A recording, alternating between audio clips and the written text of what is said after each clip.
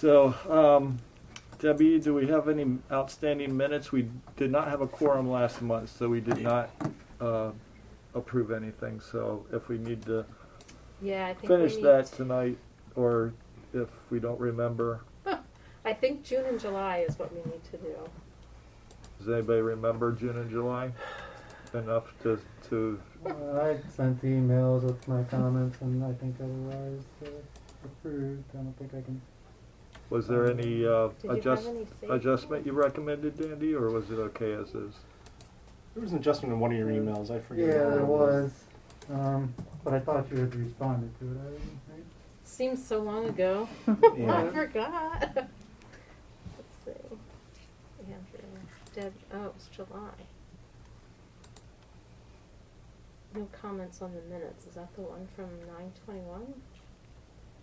Oh, you said you had a mental note to us that we talked about brainstorming during fall meetings to work on community outreach ideas. Yeah, and that wasn't something for the meeting. For the Update meeting. on the terrace cycle idea isn't much progress. I emailed Chris L twice, but haven't heard back. Wonder if we could just reach out to GPCC and coordinate placing a drop off with them. No, I don't see that you had a specific minutes Mhm. change. Right. Yep. Did I miss something else? No, No? no. Okay. I mean, there's an older email to that that he kept going back, but for the June one. But I think you responded to that. I think and that we're was good. done. So everybody okay with adopting June and July? Yeah. Okay. All right, why don't we go Motion ahead? to adopt. June, Motion July. Yeah. and the second. Thanks, Mike. Andy. Good. I know we have a special guest, but I wanted to also give us a chance to meet Ben. So, you want to start with your intro, and then we'll go around the table and have everybody else share. Sounds good. Yeah, hi everyone, I'm Ben Dietrich. It's nice to meet you. I have lived in the township for about a year and a half, and I was looking to get more involved, so I'm glad to be able to serve on this board. And I have a background in environmental engineering. Excuse me. I have some experience in wastewater and air pollution control, and right now I currently work on drainage and stormwater management projects for PennDOT. And actually, I work for a company that's also in the township on Chemical Road. Wow. So I'm happy to be here and meet all of you and be more involved. So your company does contracts to anyone who needs your services? So your PennDOT is just a portion of your work? PennDOT's, excuse me, PennDOT is most of our work. We do a lot of transportation projects. Actually, the project 202 DeKalb Pike is one project I worked on. Ugh. Probably shouldn't say it. That took Go around long. saying Yeah. Wow. Okay, so I'm Mike Ketchapelli. We bought our house in Plymouth in 2014, so what's that, 7 years? 2 little kids. I'm a chemical engineer. I work for Air Products up in Allentown. Maybe you know who they are. Sure.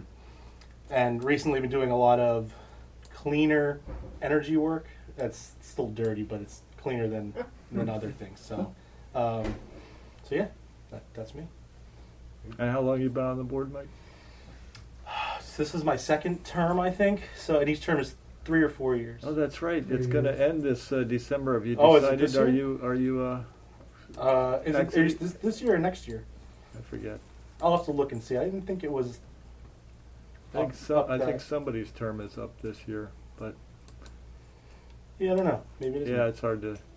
Yeah, I'll probably re-up if. If you feel like you have the capacity. Yeah. The 2 kids are a real drain. How old are your kids? Let's see. The one will be 5 in January. The other one will be 2 in a couple of weeks. Oh yeah, those are the hard years. Yeah. And It's a good thing they're cute. Otherwise, they'd be out. And what neighborhood are you in? What do we call it? The valley. Yeah. Yeah. He lives two or three doors down from me, and you're. He's down the street from me. Oh, okay. Yeah. Oh, right. Okay, and you're down the other. I'm Skip. He's Valley Creek. Weymouth. Oh, you're on Weymouth too. Yeah, we got one of your packages the other day. Sorry about that. Yeah, my wife said some kid came up and delivered Yep, it. that was She my- looked yeah, at it, that she was like, mine, What's yeah. going on? And she realized that it was probably the fact. I'm like, oh, you should have like said hi. Yeah. My wife does not want to talk to anyone. No offense Yeah. to you guys. No, just, yeah. So glad you're here. Nice to meet you. Nice to meet you. So Andy Katronik, I've been with the board since about 2 years now, fall of 2019. My background is I've been working for Lockheed Martin Aerospace Engineering, Systems Engineering for 20 years now, but I went back to school in 2015 and went to Villanova, got my master's in Sustainable Engineering, completed in 2019, and working on, got some different volunteer activity, but still kind of wondering if I could ever transition into a career in it. But I got 2 kids, 8 and 10, soon to be just a few months away from 9 and 11. I'm Debbie Lucy, and my background had been in apparel industry for years and years, and I did social responsibility. So I made sure that wherever anything was made, there was audits being conducted at the factory to make sure there was no child labor, that they were doing fire extinguisher classes and make sure that the building was safe. So I transitioned from that last year, wanted to try something completely different, and now I work for a municipality in the Westchester area, and I help with the building permit. I'm a building permit coordinator, office manager. So learning to read specs and all kinds of building construction code. It's kind of interesting. Cool. No kids, just a dog. So you have a lot more time then to do fun things You would instead of think. yeah. But she said she has a border collie and she has to run with it constantly. Yeah, but he's Oh, yeah. old now. Uh, He's a very old dog, so he has dementia actually. Oh, so geez. Oh. that has its own challenges. Hmm. So, nice to meet you. I'm Eunice Franklin Becker. We've lived in the township since 2014 as well. Before that, we were in White Marsh since 2002. My background is in public health, and I've spent most of my career working in clinical research. So I work for companies that pharma companies will outsource the management of clinical trials to companies like ours. So I help manage those studies and sell more business in that area. I also I'm on Colonial School Board, although my term ends this December, and was involved. I was the chair of the facilities committee when we made the decision to build the new middle school. So it's great to be on this board and look for new ways, especially to work on community involvement. And I have 2 kids. I have a 13-year-old and an almost 17-year-old. Oh my gosh. Yeah. Different challenges. At the high school, Plymouth White Marsh Yep. High School? Cool. Yeah, Colonial Middle. I'm Bill Saby. I've been in the township 21 years, on the board when it started in 2007 or 8, I can't recall. So I did a 6-year term, had a year off, then a second, I think I'm in the second 6-year term. Always been, I guess since this group started, been interested in the environment. We worked on we got a building audit, or energy audit for the township building the first couple of years we were formed, and then we worked on a cross-county trail feasibility study in 2012 to 15 or something like that, and then we've been talking about energy transition to clean energy in the last couple of years.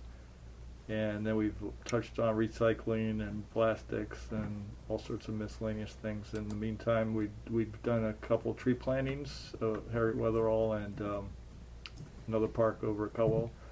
So, a lot going on. So glad to have you, Ben. And Emily, do you want to introduce yourself? Okay. I'm Emily McLean.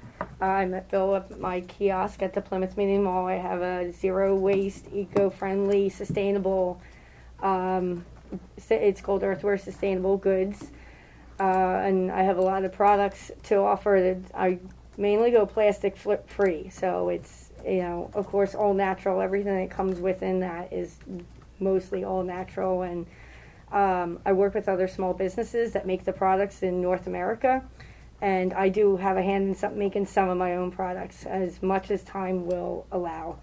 So my background is actually in archaeology. And with the environment that kind of goes hand in hand with what I do. I have 3 kids. I have an 18-year-old, a 14-year-old, and an 11-year-old. Actually, my 18-year-old has formed a band called Froggy. They're kind of local to the areas. I actually live in Lansdale, Okay. but I kind of branched out to the Plymouth Meeting Mall because that was a good spot to be in. But I've been all over, and I have a lot of environmental background with first hands-on down in the trenches. I grew up on a 30-acre farm in Tennessee, and it was a sustainable, minimalistic kind of farm. We had a lot of animals. We did all of our own. Of course, we ate all the eggs and anything that we could off the land. So that is my background. Great. Welcome. Welcome, yeah. And your company idea for starting your company, what was your kind of thesis? Oh, okay, so being an archaeologist, I would dig up a lot of plastic straws, and you can tell they're from this early straws. They're the red striped up with the bendy neck. They kind of date themselves, and a lot of plastic toothbrushes, even out in a desolate cornfield. And I would be digging up these plastics before I actually got down to the Native American artifacts, and I'm just like, this is disgusting. I don't want to dig up somebody's old toothbrush that has been there for 20 something years. And so I started getting more into all the eco-friendly alternatives, and that's kind of how I founded my little shop. From January, I launched an online store, and this is our first kind of we're in a spot, for now. We've done pop-up events, vendor events, and local to Lansdale, down in Boyertown. We were at Oktoberfest. So we kind of go all over, and I've gotten a lot of good feedback from just strangers on the internet. A lot of people have just flocked and bought my products.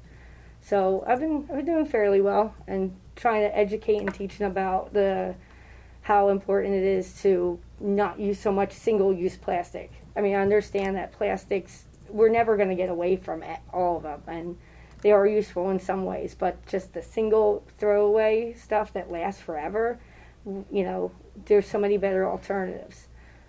So, bamboo. Bamboo is one of the products I push with the toothbrushes. I have bamboo cutting boards. There's bamboo dental floss that I carry in little glass jars. So I have a lot of different products. Did you say you have a kiosk at the mall? Yes. Oh. Yes, so we're right in front of Legoland. Oh, Oh. good spot. Yeah. And you're there what days? Tuesdays and Thursdays from 11 to 6.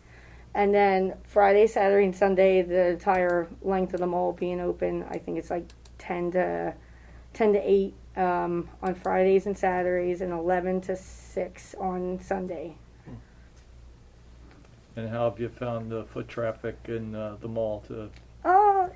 There's a lot of families, and a lot of kids, and I have a lot of, it comes in waves. There's, I get a decent amount of people a day, and then one day it will just be dead. So it really, really fluctuates.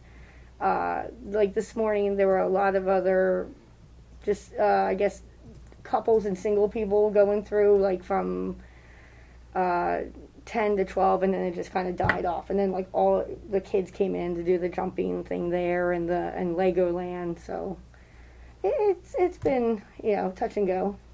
And you find any repeat customers come back to the kiosk? Not yet. I've only been there since I've only done it since October, so I have not seen a repeat customer yet. Oh, okay. So your January start was your online? Just launching it online. Oh, yes. wow. So the kiosk is brand new, Yes. fairly brand new. Oh, I just Oh. got there in Yeah, the first you- You week. must have Yep. just gotten there. I must have It's just only been one of your January first 19th. customers. Wow. Wow, because it was a rainy Sunday, and I wanted to walk, and I thought I'll get over there before they close at 6 o'clock on a Sunday. I think it was a Sunday or It so. was like you're right at the end. I was It was about right to at the close. She shut was, down. She was getting ready to close. In fact, I'd gone by. I was walking the upstairs, so I didn't see you. And then you have the nice little chalkboard sign out, Mhm. and that caught my eye because great. normally I wouldn't look at the front of the kiosk if I was walking on the outside ring. Mhm. So that caught my eye because it said sustainable, and then I figured I'd just go around and see what you had. So I bought a The shampoo bar. shampoo, shampoo bar, and I forget there were two other things I got.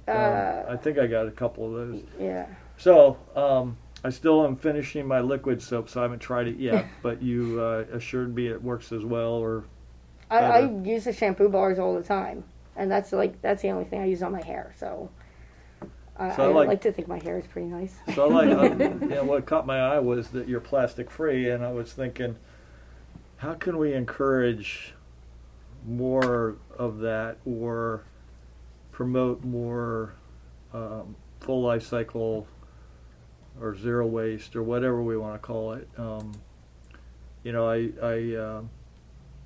ordered takeout food from Ruby Tuesdays, and they actually on the online order form they have a check mark that says, "Do you want the utensils or not?"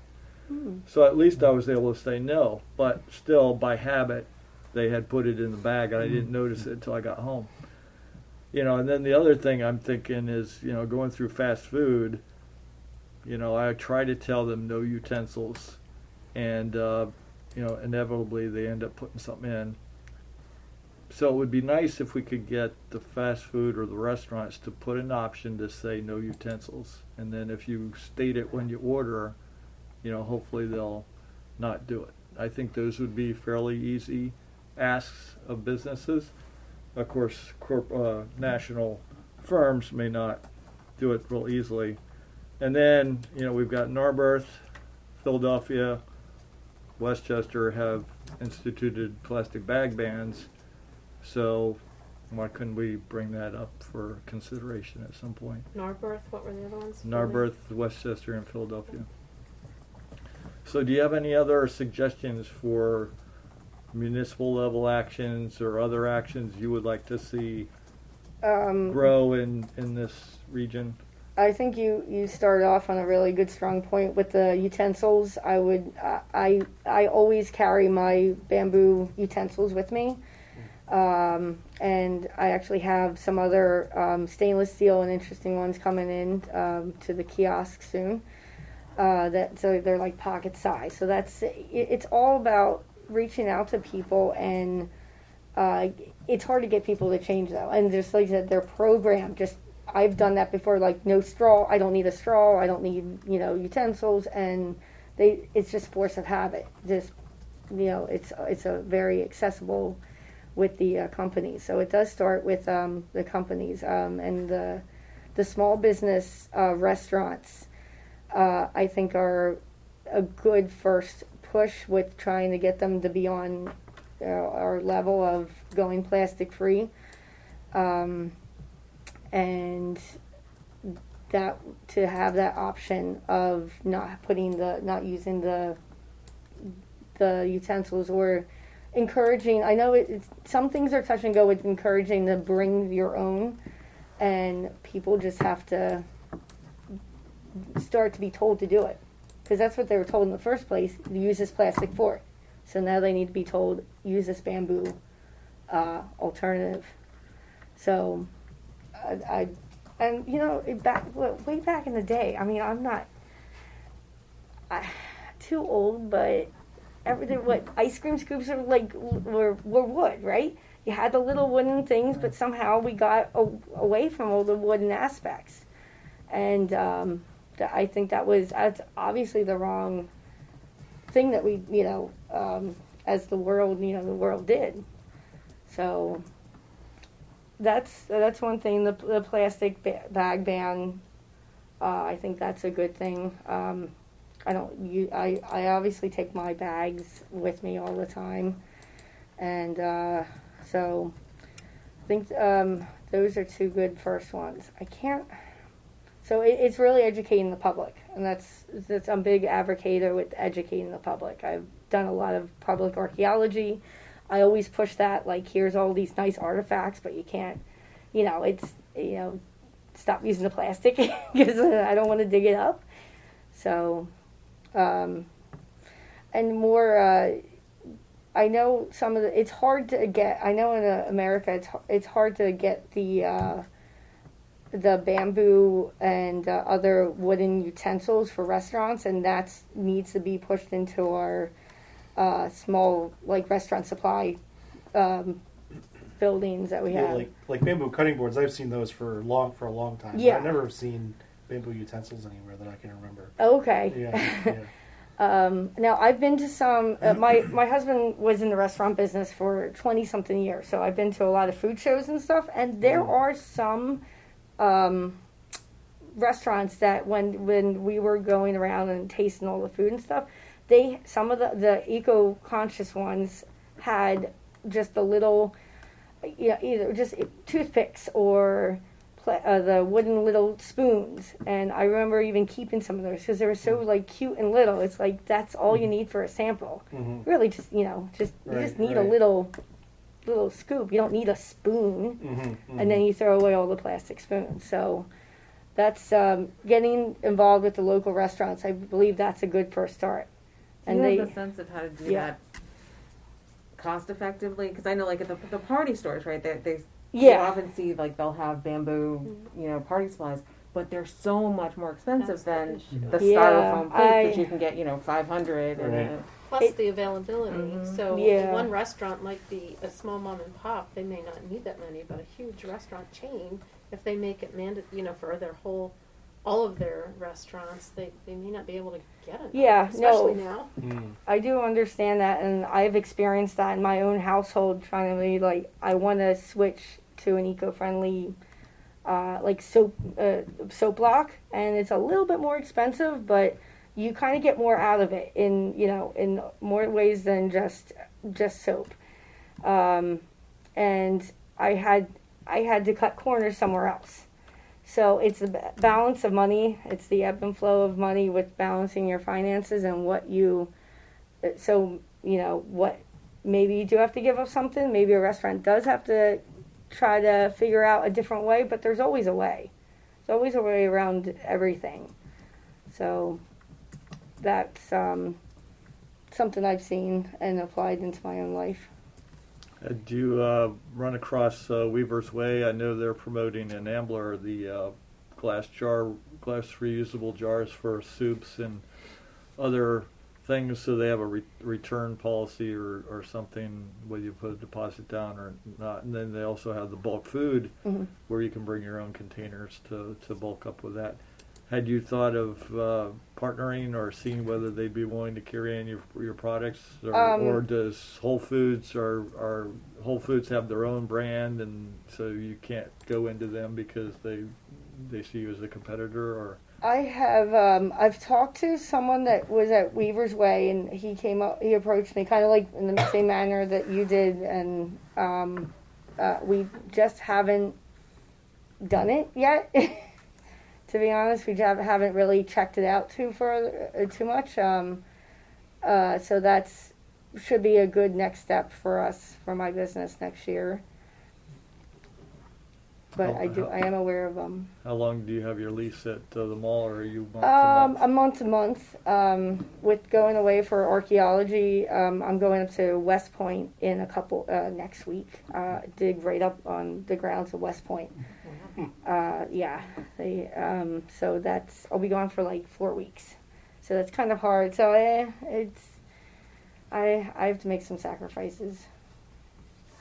What kind of traffic do you get on on your website? Do you have like a visitor count or something like that per? Yeah, I have about, I'd say around average 60 visitors a day. Oh, okay, cool. Was the website in one of the emails that did I miss it or? It was. Did I include it in the minute or in the agenda tonight? Okay, Yeah. I forget. I'll Maybe I look it up did, later. but if I don't, I did, I will. Yeah, Okay. Earthware Sustainable Goods. I pulled Okay. Okay, cool. I'll check it out. And do you have some repeat customers through the web? Yes, Do you have I do. repeat? Oh, that's good. So people like what you have and they'll come back. So that's Yes. good. So I think once people find out about these things, hopefully they'll see the value, and sometimes we pay a little bit more for something we really feel is important. So Yeah. Yeah. um, Yeah, I've been told that my prices are very reasonable for what I'm offering, and I said a lot of we have like eco-friendly soaps. They're not wrapped in plastic. They're just made by a small family business, so it's still passing those savings or supporting other families and not someone that's making like millions of dollars a day. Are you distributing it all out of your house, or is it from?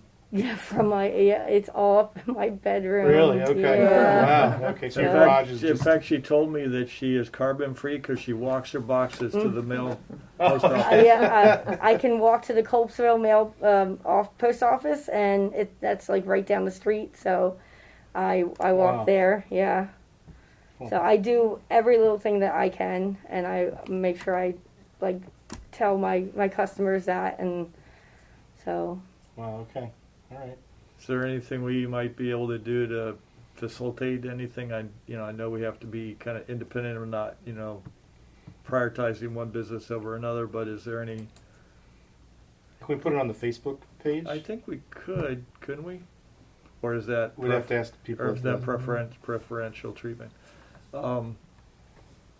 I think it's a sustainable. It's an example of a sustainable business, and I think that goes with our environmental values. And if another business feels like they have an environmental and want to be, offer to be on our, I don't think it would hurt, but we can check with Karen and. Yeah.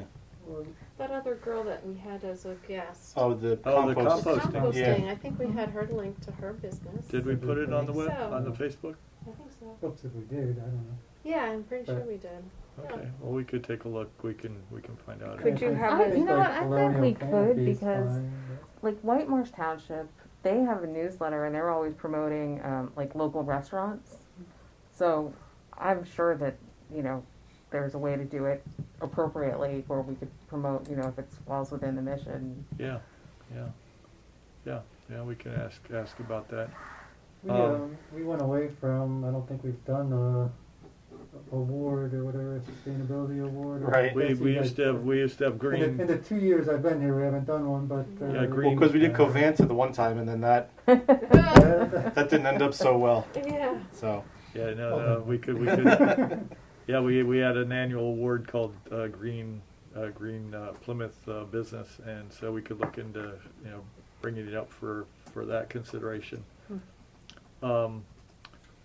Cool. Well, this is really helpful.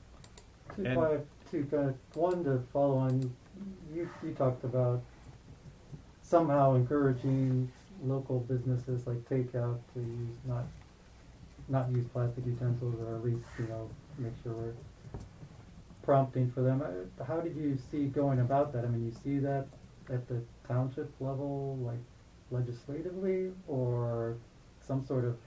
'Cause, I mean, we were trying to do stuff with waste reduction. I don't know if we're ever going to get to a zero waste plan or something like we're trying to do with energy. I think we'd like to get there, but we're years away, right? So I mean, is that kind of how you saw it doing that, or what were you Well, thinking? I don't know exactly how we could do outreach yet, but I was thinking personally, I was just going to start talking to the managers of each of the fast food restaurants on my own. This was independent of us.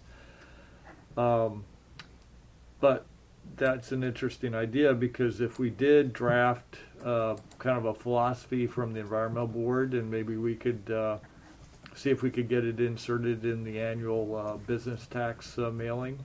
We've done that before. We had a message that we put in a business tax mailing years ago.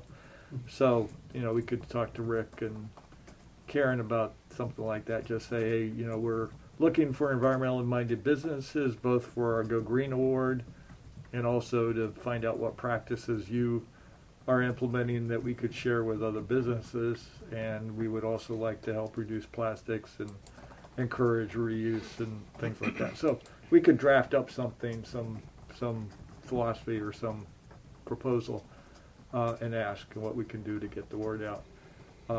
You know, I'll share your contact information with the other environmental boards that we know in Montgomery County that we've been collaborating with. So you may, you know, be able to get you out to talk to some of these other people if you ever, you know, think you're going to be doing a public educational seminar on Zoom or anything like that, or if you want something in person. You know, I'm sure this is a good facility for offering something like that. So those are other things. Just let us know what Okay. you dream up in the future, and we can see if we can assist. I did attend that Penn Environment call last Thursday about the reusable plastic that Tiffin Restaurant, Indian Restaurant, and they said they were putting out so many single-use containers every year. It's just sad. I can't remember the number. So they kept, you know, looking for solutions, and paper products wouldn't work because their foods are so wet and hot. So they found this really durable plastic container, and so they're working with, you know, the customers. It's a reusable container, and they bring it back. And I can't say I remember if the store washes it or how they clean it, but they said they imagine they can get so many reuses out of that, and it eliminates all these extra single-use containers from the waste stream. That it really sounded really like positive. And if we could get the word out for that to other restaurants for consideration, you know, we could take a look at what's the business case, how much does it cost to do something like that, you know, who's responsible for cleaning and all that. So these are interesting ideas that are starting to crop up that people are really kind of, you know, Weaver's Way we've got you, and that Tiffin Restaurant. So. The utensil options. Where did you mention before that had the option? What restaurant? So that was Ruby Tuesday takeout. Oh, right. California Pizza Kitchen and the other place, Cava over here. They think they both have it on their ordering online now Cool. too as optional. Cool. So at least one of them does. I forget which one, but I mean I think it's got to catch on if all these other large ones are doing it. So, Yeah. Yeah. Yeah, my sister, her daughter takes a reusable straw in a little container with her wherever she goes, so she tries to avoid, you know, getting straws.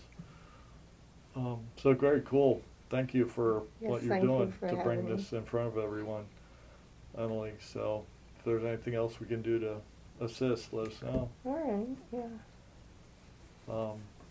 So anybody have any other questions or ideas? Yeah, I just, I don't know if we're gonna cover it elsewhere, you know, community engagement. Just, Emily's kind of the face of a company that's sustainable, green, you know, you're really out there, you know, in the community, having people walk by literally and come up Mhm. and talk to you.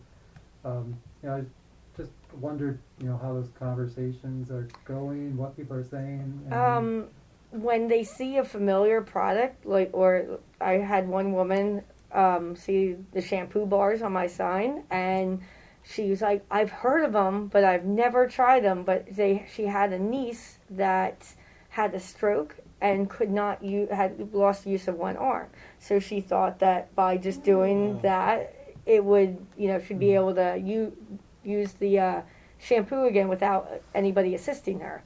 So I had that. I had a lot of people compliment me on my my setup because it's very. I have wood boxes. I have like greenery. It looks very earthy, and that's become like a big setup, minimalistic. It's just nice and earth tones, earthy.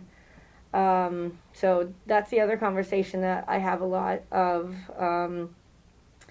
And I have some products that people aren't completely aware that they've never seen, like the beeswax wraps. And those are a conversation I always bring up to people when they come up to my booth. I make candles, so like that usually brings people up too, like the candles and the soaps, so because they're familiar with that. So that's part of my continuing, like, bring them in with something they know. That's the same with everybody. You know, people have to be comfortable with what they know first before you can kind of throw in those little changes in there. So, I have to say that I have a pack of the beeswax food wraps. Yeah.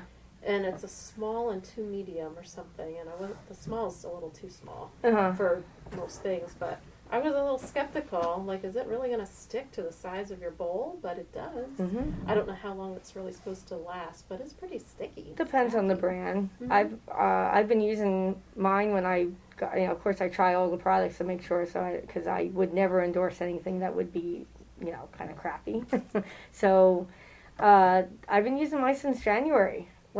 And I've been opening more packs. My husband's like, you have to sell them. You can't keep using them. They have such awesome colors and patterns on them, and it's just I use them for my kids' lunches, and they're a lot of fun to use. You mean to replace like Saran wrap? Yeah. Yes. Oh, Yeah, okay. I put them over dishes, bowls, watermelon, cantaloupe, just lay them over, or lemons and anything else. Okay. Cheese. Hmm. So. I never heard of that. All right. See, there's another thicker. opportunity for Mhm. education. But it's tacky. I guess Okay. it's the Yeah, beeswax. it's beeswax, jojoba, tree resin. Okay. Cool. Check it out. I wonder So- if that's maybe like an outreach opportunity, is like going to like the PTOs, right? Mm. And because you think, I'll admit all the lunches that I've packed over the years, the amount of little Ziploc bags that we've Oh my used God, for, I know. goldfish and, Yeah. sandwiches and whatever. That might be an opportunity to reach people who may well be open to Yeah, the concept, Yeah, I haven't at least some of used- the parents. I haven't used Ziploc bags in food because we do use them for artifacts, so I can't get away from that, unfortunately. But we reuse them. But yeah, I haven't used Ziploc bags for food in I want to say about 4 years. Wow. I've really, Impressive. and That is impressive. Uh-huh. Yeah. I don't miss them. I really don't. Just throwing away all those little bags all the time.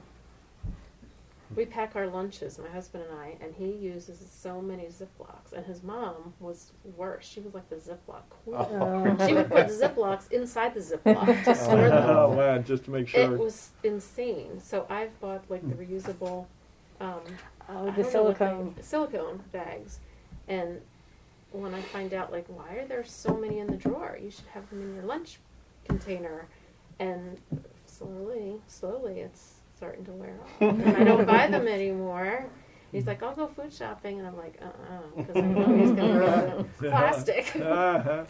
Well, that's And good. it does add up. If you really think about it, Wow. everything that you buy Ziploc every time you go to the to the grocery store, even though you may pay more for that silicone bag at first, I think they pay for themselves. they by yeah, now. exactly, they really do. I think that public education is really critical with the Ziplocs or with any product, because a lot of times I would imagine people don't know that there is an alternative. Yeah, right. Or even sometimes there could be several alternatives. There could be doing the worst thing, or somewhere in the middle, or going all in. And it might be nice to be aware of all the choices if you are deciding to do something else. I think that even with restaurants too, with being able to opt out of utensils is great. Sometimes some restaurants put in the 3 utensils in the plastic bag, which is Mhm. even worse. Maybe even businesses can be presented with choices for how they use less plastic instead of just eliminating it, just using it smarter, like the opting in or like another choice. So yeah, that education part I think is what a critical component to anything like that. Yeah, but I it'd be know- nice if we get you connected with some of these EACs. Maybe we could do a consumer educational webinar. Maybe get Weaver's Way and you and maybe whoever else has these type of businesses to kind of come on and explain how to use these products and the value they offer. Mm-hmm. Yeah. And also keep in mind next June, usually first Saturday is it, we have Plymouth Township Day. And you Oh, could get okay. a booth, see what kind of traffic Oh, she'd be good at comes that. around at I that. think They good usually spot have for a her. craft fair or some kind of a vendor fair here too at some point Yeah, during in the November, year. right? That sounds familiar, but I don't. I don't know can't when picture- it is. yeah. Maybe it's in I Spring or saw fall? it on the calendar. Like maybe the holiday. a lot of times they summer. do that. Yeah, before the winter holidays. Yeah. Oh, it's in the fall, winter. It's coming up, yeah. Wow. See, these would be good gifts to surprise somebody in our gift giving, because then they would be have a chance to Right. try something Mhm. that they might be unsure of on their own. And then another thing I'm doing for the holidays, I don't know if you're aware of the furoshiki, the act of, it's a Japanese way of wrapping items in cloth. So I've been doing that for the past couple years. We really don't use wrapping paper, and so I've been like all week cutting cloth, because that's my next phase for the holidays. Huh. So wrap up, and they're like nice. You know you fold them a certain way, almost like an origami kind of way, and you tie them, and you can like they look really beautiful, and then like they really stand out rather than just paper wrapping paper. Yeah, that's cool. Very cool. See, I've learned so much tonight. I didn't know about the beeswax wraps, and I didn't know about this. So and bamboo toothbrushes. I guess I probably didn't even know of. Here it is, holiday, is this it? Outdoor holiday market, crafters and vendors, 10 a.m., November 20th. Is that the one you're talking about? That's what I was talking about. Yeah, I think that's Oh. what we were That's here. alluding I to. thi- hold on, click on it. Yeah. Greater Plymouth Community Oh, Center, okay. 10 to 2. No, and what day is that? Saturday, November 20th, 10 to 2. Okay. I'll have to look into that. I know there's so many different craft vendors. Yeah. We've been plugging away all summer and fall with like going to different events. A couple of them have been with Round Guys up in Lansdale. I don't know, Round Guys Brewery. No. They stand out as a really great small business. They have a lot of sustainable factors to them too. So we did our Earth Day event there, and that was actually our first event. And then they've asked us back to do some other different event. But they're very, there are businesses. All these other up and coming businesses, they are environmentally, sound with what they're trying to do as much as possible. So, and people don't even know they exist. And that, Exactly. yeah. So, that's what I've seen. That maybe in your website you could have a thread starting with all the new. Environmentally friendly businesses. Hey, Yeah. we're welcoming anyone who Yeah. has a sustainable practice they can share. Wow, this is very cool. So thank you so much. We have some other business, so you can take off if you Okay, like. yeah, and- that would be fine. But thank you again for visiting, Emily. Yeah, thank Really you so much appreciate for it. having me. I really appreciate Yeah. it. Good, You're good luck with your welcome. business. Yeah. Yeah, good luck. luck. We'll have to check it out. Yeah. Yep, definitely. Tuesday, Thursday, Friday, Saturday, Sunday? Yes, Tuesday, Thursday, Friday, Saturday, Sunday. And you'll say you'll be away from I'm what, sure I'll be at what Um, date to date? So I will. I'm not going to be very far, so I will be back on the weekends. So I'm leaving next Monday, and then I'll be back on November 19th. Is my complete, Return stopping to with your the job. normal weekly days, but otherwise you'll be there on weekends in that Yes, interim. I should be, and my husband usually takes over. He's very proactive and supports me. He's very supportive. So That's Nice, great. Awesome. great work, thank you. yes, Good thank luck. you. Nice Thank meeting you. you. Nice to meet you.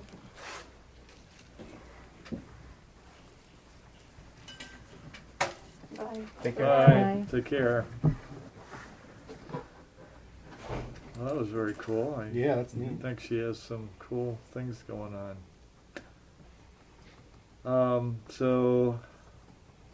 Trees. There was this colonial canopy. You planted 2 trees just this last Saturday. I went over just as they were doing the mulch. I didn't get there for the digging, but I helped out with the mulch, and it's interesting. I mean, he's learned over time how to plant trees more appropriately. So he could tell by the 2 trees that we were mulching that weren't the ones he just planted, but ones that had already been there.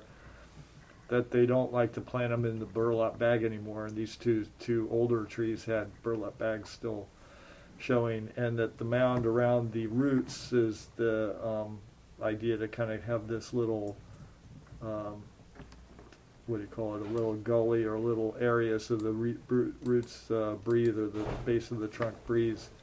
So then he puts the mulch up around it in a higher form and a circle around it to kind of maintain the moisture. So we were digging out the dirt that had grown up, or the mound that had built up around the base of the tree. We kind of dug that down and then put the mulch around. So he's got some good practices. He says he has them documented on his website, but a lot of people that plant trees don't always know those practices. So it was kind of neat. And then I took pictures of the trees that we had planted a couple of years ago on the other side and texted them to him, and he said, oh, maybe we'll come back another day and do the mulching around those trees and make sure they're in good shape. I think one of them has died that we put in. I think that was 10. Didn't we do 10 that year? It seemed like a lot. Yeah. At least it wasn't as bad as this last one.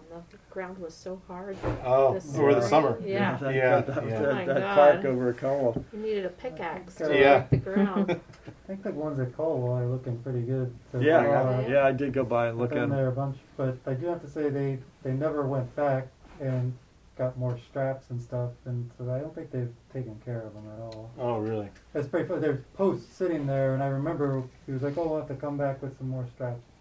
Just got posts in there next to the Oh, tree. okay. So the straps fell off, or the straps never No, got tied? we ran out of Oh, rope I or forgot. strap. Oh, I had to leave before you guys did that, I think. Yeah. Yeah, at the end.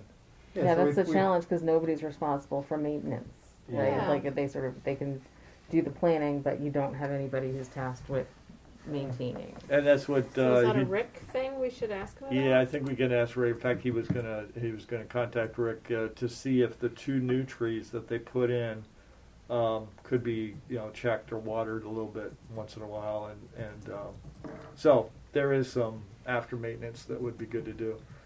Of the pictures that I took of those trees we did a couple of years ago, he said, "Oh, it looks like they're in good shape." So at least six of the trees are flourishing pretty well.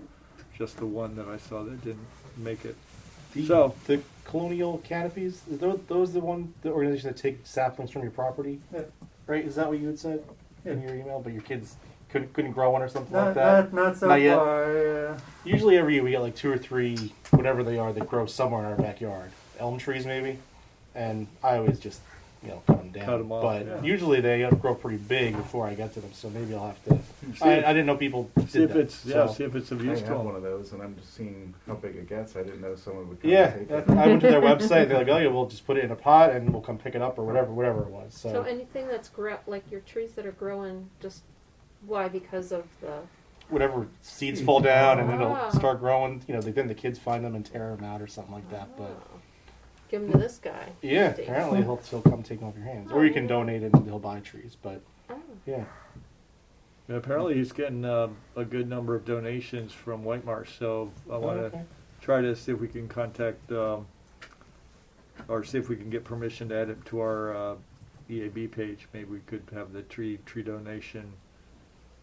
I think we've had links to the Colonial We've- Canopy in the past. Yeah, But that's a we did. non-profit, so I guess I'm not worried that we're promoting them. And, Yeah. but- Yeah, that would be good. So they had another event on Sunday, so he was already talking with actually it was only he and two women, so there were only 3 of them there that put the 2 trees in.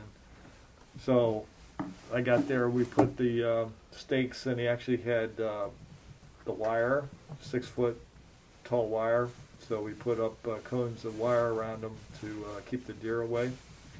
But anyway, he had another team of like 6 to 10 people going out Sunday. I think it was another park in White Marsh they're working on. So they seem to be getting a bit of activity. So anything we can do to promote them help. So what else do we have here? So you have fall tree order under the trees. Yeah, I What- think Rick decided not to do trees this year. Can't remember the exact He mentioned it last month. Actually, Andrew from Plymouth Canopy was here when we were at the meeting to talk about tree planting. Rick did show support for what they wanted to do at Harriet Weatherall. In fact, he was going to meet Andrew at the Butterfly Garden, so Andrew has another planting designated for the Butterfly Garden, and Rick's going to help with that.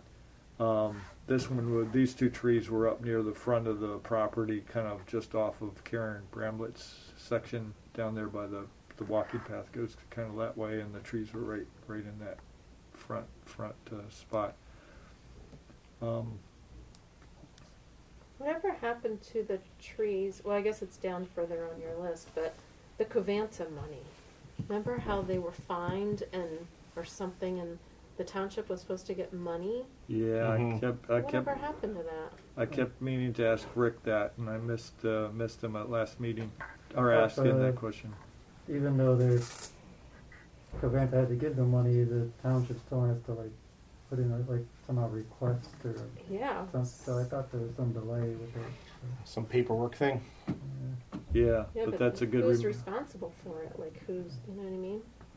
It's a good reminder, Debbie. I'll try to reach him. The Ready for 100 got put on hold. Andy and I made it our pitch. We were expecting them ready for adoption. I didn't think they were going to invite us back unless they were ready to adopt. But turned out there were only 3 members there, so Marty Higgins and Chris Murnaro were not. So the 3 that were there just felt like it was too much work that we're giving the township while they're doing their building rehab. So first proposal was that we hold off until after the building rehab, which is like 12 to 18 months. Then they said, well, maybe we could see every 3 months how we're doing, and we could see whether we want to invite you back. So I tried to bargain and ask if we just reduce it to three actions for the first year, stretch the first year out to 2 years, and they didn't bite on that either. So we're on hold for the time being. Andy, any perspective? Well, I mean, to try to be positive, I mean, the initial response was pretty much they felt good about what we put together.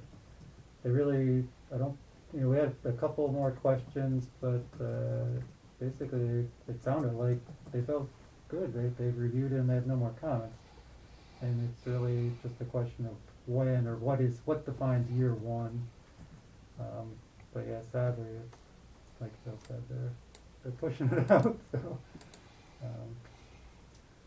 yeah. So we'll keep playing. But then Andy and I spoke afterwards, and we thought, well, that doesn't prevent us from starting the community outreach. One of the ideas here was to go out and community outreach and say, look, the municipality is doing this. Now let's start talking about how we can each do it, in each of our areas.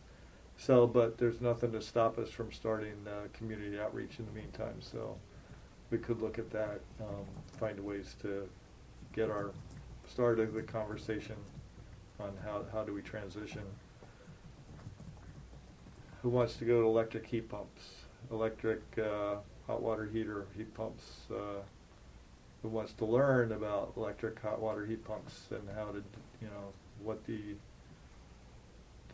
advantages are? See, a lot of us don't even know that that's a reasonable substitute for our gas-fired HVAC. So, we could start off with just a mini conversation about that, just to, let people know that these things are becoming very efficient and cost-effective. Yeah, I can speak for that. I had a 4-zone mini split system installed in our house that didn't have air conditioning, but it's heat too. Oh yeah, how's it working for It's you? awesome. It's amazing. And how about the cost change? I haven't looked too much into, because it was right after we moved, so I don't have much to compare it to, but it's... So what did you replace? Was it a natural gas system? Yeah, natural gas, heater, there was no air conditioning. Well, there were window units, which aren't efficient at all. So what was the cost to install that system versus, It was, so the way the house was when we moved in didn't have we were told the ductwork that was there would have to be replaced to be larger to accommodate air conditioning. So with the whole ductwork job and doing all that renovation, it was about the same to put this other unit in, which is an outdoor unit, refrigerated piping to the attic, and then branches to each of the rooms, and then like a fan on the wall. I'm sure you've seen these. They're like pretty Oh. common. I didn't realize there was, so it comes down from the attic. And I guess so. it might vary depending on Yeah. your layout, the layout of the house. It's really great too, like not just the savings in cost per energy, but also the savings in that you don't need to have every room of your house be conditioned at all times. So you can choose to just have one unit on and have like other ones off, and, or one overnight. Maybe you want one room cooler at night, but you don't need it in the living room. I pushed There's so hard savings. to get the same thing in our. Oh, we didn't have air conditioning moved in either. I pushed so hard to get the mini splits on the wall, however many zones we could fit. Yeah. My wife just would not Hmm.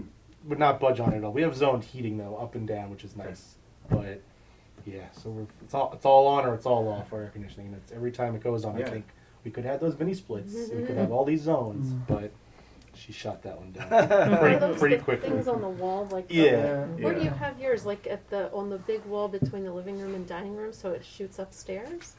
It's it's on that Oh, that side big side side of the of the wall house. and that gets the whole room. And then it And could the be, kitchen. and downstairs because it shoots either direction. Yeah. So well, Ah. we don't have a separate Smart. unit downstairs because it's all open, and it's okay. Like maybe we could have put one down there, but it's an option. Yeah. So you can put one outdoor unit and have 4 or 5 indoor units, different rooms, Oh. and it was pretty interesting how this system works. It's not a heat pump though, is it? It is, yeah. Yeah. So it's air conditioning and a heat pump, and it puts out heat, and it puts out a lot of it. Did you switch That's your air source. hot water heater to it too? No, I didn't. No. That's air source heat pump? They didn't dig in. They didn't put a water Not loop in the ground. Or geothermal, No, not no, even, yeah. Anybody's heating system starting to wear out that may be considering an upgrade or a changeover? I do need a new hot water heater at home, so We I can haven't, bring I haven't in- looked at it yet though. We can bring in. I can bring in somebody to talk about that. Maybe that's a good. We could educate ourselves first, and then we could see how we could get the word out publicly. I think, like you mentioned, like your wife was just not into the idea of it. And I think I heard that a lot too. Like, it just is so different from the way we cool our homes traditionally that it's just not even considered. It's, it's habit. We're Yeah. just so used to Yeah. doing everything the way we always have. And, Yeah. see, for me, function is the over form all the time. Just because I'm an engineer, I don't really care how it looks. My wife saw the brochures with on the wall. She's like, I don't want to see that every day while I'm in the house. So I had no ground to stand on at that point, and just took the loss. So it's more the aesthetic than the actual comfort. She didn't like the aesthetics. That was Was the the only aesthetic. reason. I think now that we have kids and stuff, and she's looking more at like Ground level. instead of up. eco-friendly products and stuff, she might flip now. This, just because. But we moved in, it just wasn't. It was not a battle I wanted to fight for the rest of my life. So Cool. yeah. I could Yeah. see it over window units. Like if that's really what you have. We had window I units. think Yeah. that would be much more appealing and Oh, yeah. eco-friendly.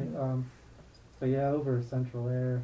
I mean, I agree. If you're just doing like one level or the whole house, hmm that's not good. But aesthetically, you See, got I a don't little mi- vent down there. You're done. I don't mind the aesthetic. I think it's. Yeah. I don't know, but Yeah. oh well.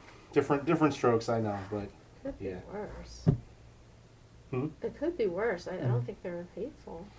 Not when you see no, I them. think they're fine. I mean, yeah. You want to be comfortable. Yes, that's the name of the game. Cool. I think that's cool. So did anybody notice our 2 articles in the fall newsletter? Uh-huh. Came out pretty well, except they didn't understand Yeah. to put the link behind the image, so it wasn't. So I Yeah. guess I should have asked Yeah. to, Oh. review it before it got published, but it's still there. Wonder how many clicks we got. I didn't see the newsletter. I didn't know. it Fall had been newsletter, published. Yeah, yeah, it's on the they website. send it They out, used and to it's send on the it out. website. I also put a link in the agenda, so Okay. if you wanna click on it, but, I forget what page it is, Andy. Page 2. Pretty early, Page yeah. 2, it's already in the, It's pretty And how's the impressive. You're on newsletter page being 2. It's sent electronic. out? Like, is it? they sent an email. How did they distribute? Oh, no, they publish it on the website. That's It it. was an I email, don't it's think just it was available an to email. residents who find it on the website. Yeah. Hmm. I kind of stumbled upon it, and I'm like, hey, you know, this is the spring, I think.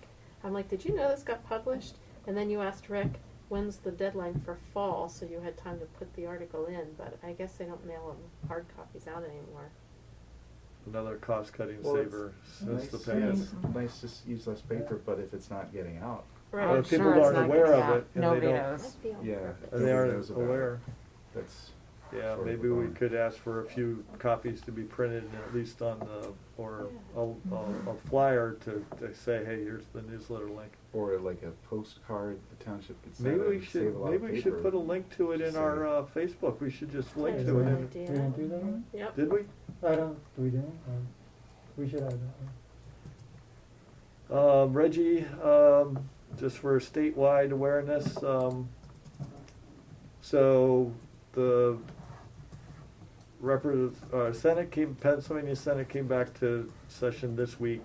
The representatives come back to session next week. Each of them have a bill. Bless you. Thank you.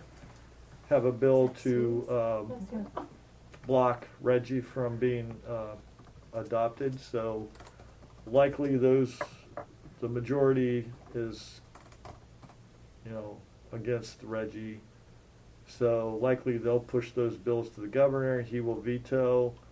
Then we've got to get 60% or less than, I forget what it is, to override the, or block the override of the veto. So there are 2 meetings tomorrow at 5 o'clock and Thursday at 7 o'clock to inform us on how to take action to help whatever we can do. Whether it's write letters to the editor, contact our legislators, sign petitions, et cetera. We're all trying to figure out how to, so Reggie is the Regional Greenhouse Gas Initiative, 10 states on the East Coast and Northeast. It's a cap on emissions by electric generating plants, and there's a certain allowance that's figured out every year, and it puts a price on anything above those allowances. So if you're emitting a higher amount, then you have to pay into the pot, and then that pot of money for Pennsylvania is designated to be for clean air purposes. So it specifically has to go to something that's going to make cleaner air. So right now that means that the money cannot go to retraining fossil fuel jobs to be clean energy jobs. It can't go to low income bill assistance, things like that. But what the legislature can do is create their own reallocation of that money, but they would have to pass it as a bill and say, we want a portion of this money to go to retraining fossil fuel jobs, we want a portion of this money to go to low income assistance. But until they do that, it goes to just clean energy or clean air in Pennsylvania improvement. So Pennsylvania being the 5th highest carbon emitter in the United States,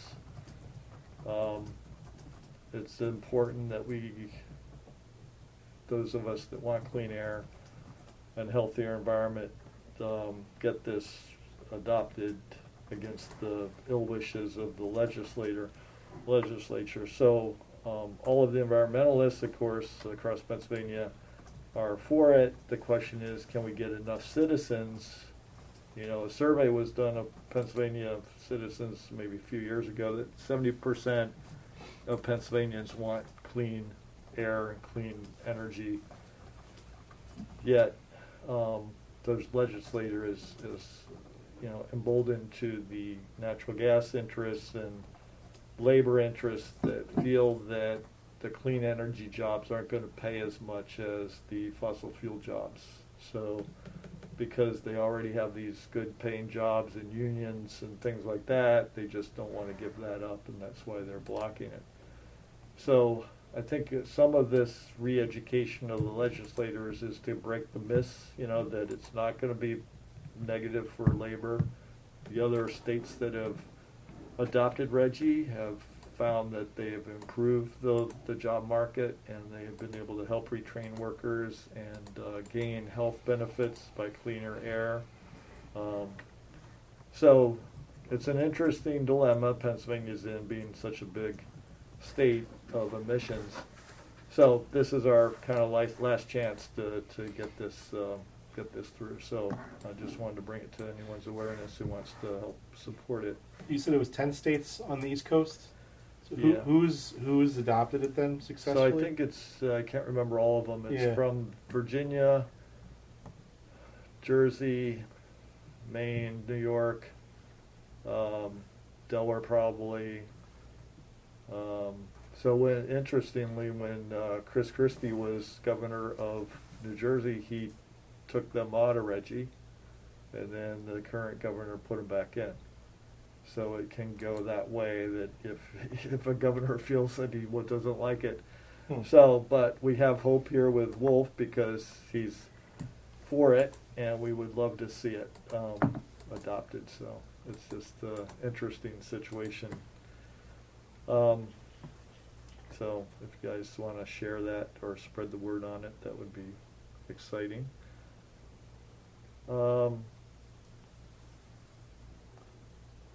I've mentioned the Tiffin reusable plastics. I included a link to the recording there if you are at all interested in reviewing that. For the trails, the Cross County Trail, there is a current proposal for a bridge over Germantown. It's at a feasibility stage. There's going to be a little more work done on that before they go into design. Where is that bridge? So when the Cross County Trail comes in front of the Metroplex and dead ends at Germantown, at the end of Chemical at Germantown at the light, that's as far as the trail goes. So there would be a bridge that would jump over Germantown and land in the Brandywine Corporate Park on the other side, and then go up towards White Marsh. So right Do you now, know where the lime kilns are? Yep, Is yep. that To the what- left of that then? yeah, just to the left of between those two corporate parks. So Yeah. the corporate park on the left is Victory, and then the other one is Brandywine, or what's called Brandywine. So yeah, it'll go right over that, and then up the hill All along Germantown Pike? between. No, it'll jump over Germantown. So it's Right. going along Chemical. It'll go over Right, Germantown and then come up through the corporate park. And then like what, up to Butler? So then it'll go to Butler. Oh, out like that. And then Yeah, there's Wow. going to be a Yeah. feasibility study started there that's going to figure out how to link it between those medical centers there on Butler into White Marsh along Flowertown Road. Okay. So they didn't get permission from the railroad, so we can't do the railroad. But there is a wedge of trees that has a Pico right away on it that if you go through those corporate center medical buildings, you could go through the trees and come right out on the shoulder of Flowertown. And then go all the way at Flowertown to the light at Joshua, turn left on Joshua, and then it'll link in with the currently planned trail that would go through around the Sheep Track property. So that'll kind of skirt the edge of that farm, go down Stanton towards Wissahickon, and then link up to a section that will go by Chestnut Hill College and then down the Forbidden Drive. The other piece then at the Wissahickon will turn left and go through Fort Washington Park along the Wissahickon, and then eventually cut up through Fort Washington and then up to Upper Dublin, and then eventually connect with the Pennypack Trail and the Power Line Trail up there in Horsham, is it? I can't remember. So all of those sections have different feasibility studies going on this year. So that's kind of exciting. That's the most progress we've made since we did the feasibility study back in 2015, was it? So anyway, I just wanted to keep you informed of that, that's going on. That And has county support, right? that's the county is leading that all that planning effort. So when we did the environmental board facilitated the original feasibility study on how to get into White Marsh back in 2013 to 15, we actually got a Pico Green Region grant for $10,000. The township was willing to match it, so we got $20,000. We hired Campbell Thomas, a firm, trail planning firm out of Philadelphia, and he helped us run steering committees. So we had public meetings and we had members that would work. So we worked about a year and a half and came up with that alignment to get through those. But now the county needs to do a further detail to make sure they can talk to the property owners, get easements, and work the intricacies on how to get it through that section. Interesting. So they're about to hire a engineer to lead that. So that's on tap for next year. Oh, and then also, just so you know, the Chester Valley Trail that goes along 202 from Camp Prussia all the way out to Exton Mall, the section between the top of that in Camp Prussia and the Norristown Transportation Center is now under construction. So that section, they say, could be finished by early 2023. So at that point, you'd be able to ride along the Schuylkill Trail, hit the Norristown Transportation Center, head west, and then eventually get out to the Exton Mall. So that would be pretty cool. And then there's Nice a connection. and then there's a section of the Schuylkill Trail that's waiting for the final work on the new 422 bridge across the Schuylkill. So eventually you'll be able to take the trail up to Valley Forge, go through Phoenixville, all the way up to Pottstown, and then as far north as it goes. So it's going to be pretty neat in the next 3 to 5 years, I would guess.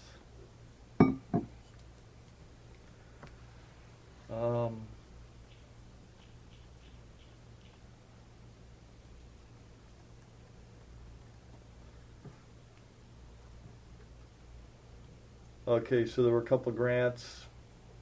Pico Green Region grant doesn't sound like township's ready for us to go that direction. There is a MICA 2040 grant we could look at. Its due date is March 1st, 2022. And I think there was a trail project in there the last couple of years we could look back through, but I think it could be a possible fit. So, you know, Rick had mentioned though at the last meeting that he heard that Pico is no longer allowing trails underneath the power lines, so that would be a deterrent, because our vision was that we were going to be able to make that our the spine of the Plymouth Trail system. Cabana, we have the question for Rick on where that fine money is going to go. I think I did ask the question about the contract renewal. They have renewed the contract, so I don't know that we're going to make much. Have they had any more incidents recently? I haven't seen anything online. I don't know. I haven't heard anything, anything. either. Yeah, I haven't heard anything either. Okay. When did the contract expire? You know, I think it was supposed to be a 2-year thing, and then I think I don't know exactly the details, so maybe we could ask Karen on that.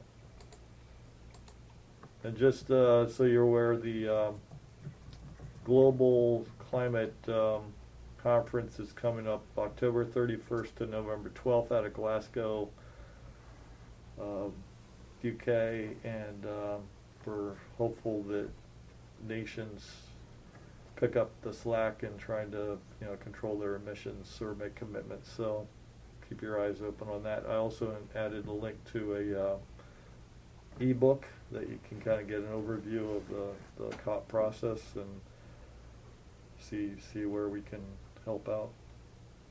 So we don't have any updates for Rick or other thing. Anybody have any other things they wanted to bring up?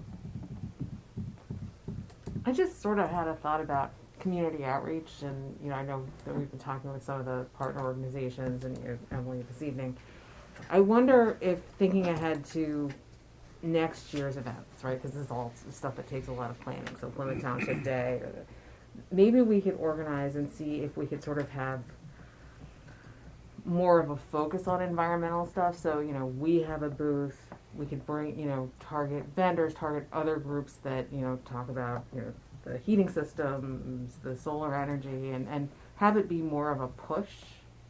And if we started talking with Rick and the township and did a more coordinated planning focus, you know, maybe we could identify, you know, can we do this here? Are there other places that we could really, or could we partner with, you know, some of the other townships around to have like an environmental fair, or, you know, take that kind of show of here are all these opportunities for promoting sustainability and taking it on the road, you know, to Conchi Fun Day and, you know, all the different things that happen in the community, which are the places where you're probably going to grab people the most, where they're, you know, out with their kids. And you know, and I recognize that it's sort of a big endeavor, but it might be something that we could really sort of sink our teeth into as a group and partner up with the township and other folks and have something that we could really show an end result. You know, hey, we said we were going to do this, we put this together, and we had, you know, 3 events over the course of the year, and we got,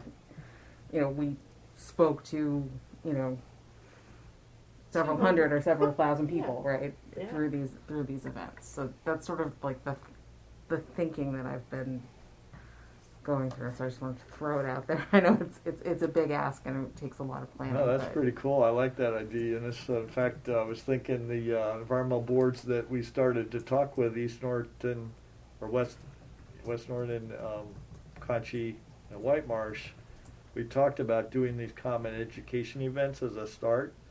But I love the idea of doing a mini environmental conference. And like you said, bring in different vendors that Yeah. could be available to help educate people about what options are available. We're doing it at things that that the community already goes to, because I think, you know, having to do the lift of saying, oh, we're going to plan a separate event versus saying, hey, how do we get sort of a critical mass of stuff at events that we already know are well attended, might be, you know, might make it easier for us. Easier, at least as a start point, Yeah. right? We could start with that at the Township Day and see if we could get that type of focus. Yeah. Cool. So I love it. anyway, thought. Yeah. A Neat. thought I had is if there's a way to have something for kids to do, Yep, that'll really exactly. get families there, because Yep. that's what's gonna get them out Yeah, the that's door. what gets to that. You're right, and that's why, you know, like the township days and, you know, some of these other things where, you know, people are bringing their kids to. Yeah. Eunice was a great contributor to our Township Day. She pulled together a game for the kids, the little spin wheel. We probably have more traffic at our booth than we've had it in years.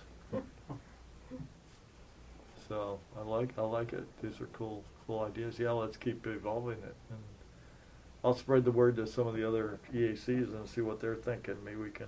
Yeah, because maybe we can, you know, Collaborate in on one of these something. next couple of meetings, sit down and really, you know, think about how we could do it and what we would need. And Yeah. Very cool thinking. Neat.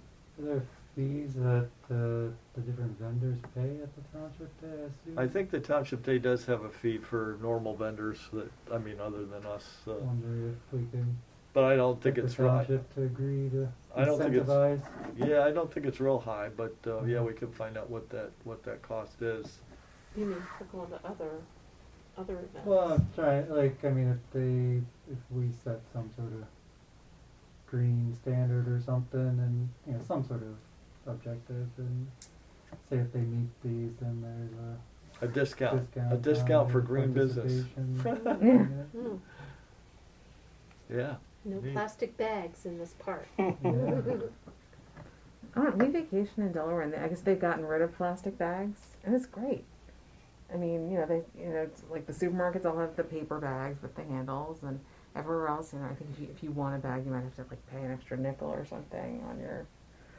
But you don't have all these annoying plastic bags to deal Wow, with. I didn't realize it was statewide. I think it might be Delaware? statewide. Wow, cool. Texas was like that when I was there probably Oh, really? two or 3 years ago. Yeah, quite a while. Because I had to go for a conference, and we just made a vacation out of it. And we rented a car to go to the Alamo, and we stopped at a grocery store, I remember, and she's like, do you have your bags? And I'm like, now I'm out of state. Wow. And didn't think to like buy one because it was really like a 1 day, stop. And she's like, oh, it'll be 10 cents or 15 cents. I'm like, that's fine, but Yeah. it was, that was a while ago. And did you get did they charge you for a plastic bag? Yeah. That, Which was I fine. I got only the meat needed one ones. bag, but And in addition to them charging you, the bag you get, the plastic bag you get, is much stronger and can be reused instead of like the Yeah. really thin yeah. disposable ones. So even that's better because you might be using still getting the plastic, Yeah. but it could still be reused many times. Yeah. That was one thing that struck me when I was in England for work a couple of years ago. Was that the amount of people who bring reusable bags, and if you didn't, it was 10 cents or whatever the equivalent was, a plastic bag, and that was it. Yeah. But so many people had reusable bags with them all the time. It was very different than how it is here. Although it has gotten better the last couple of years here, I've noticed. But yeah, seems like over there more people use the reusable big heavy duty ones all the time. Oh, So wow. yeah. Did you mention Ardmore has or Narberth has a plastic bag Yeah, he did mention Narberth. restriction? Yeah, I think Narberth, Philly, and Westchester. I think I got some copies of their proposals. I could try to find those. Maybe I can even contact the Narberth Environmental Board and find out if they've made progress with that. Because the state did put a block on it, so Westchester and Narberth had already passed their ordinances, having these plastic bag limits. The state then put a moratorium on that and said we need a year more study for this to see the impacts on business. Then the pandemic came up, so they extended the moratorium. But I think that Philly, Narberth, and Westchester were going into to challenge that they couldn't keep extending it, for indefinitely. So whether they were able to get through that yet, I can't recall, but I can check. So if there are other examples in the region, there's no reason why we couldn't start, initiating the idea and see what kind of pushback we get. Let's shake up township. And there's I'm embarrassed to say, sometimes I'll walk into the grocery store and forget the bags in the car, and there's really no disincentive to using the plastic bags other than just like feeling bad about the waste. But when I have the kids and I Oh yeah. put them on this effort to get in the store, there's not much to get me going back to the car. Forget it. So, I get it. I think a lot of people would like to. A lot of people have reusable bags and would like to use them more. And the other half of that is the top down, having the businesses see the value of that Yeah, too. yeah. So yeah, maybe we can find good ways to educate and get that word out. Cool, great topics. Anything else? Anybody want to close the meeting? Motion to close. And a I'll second. second. Thanks everyone, this was fun. Good to see everyone. So we'll see You you too. Yeah. next month, right? Yeah.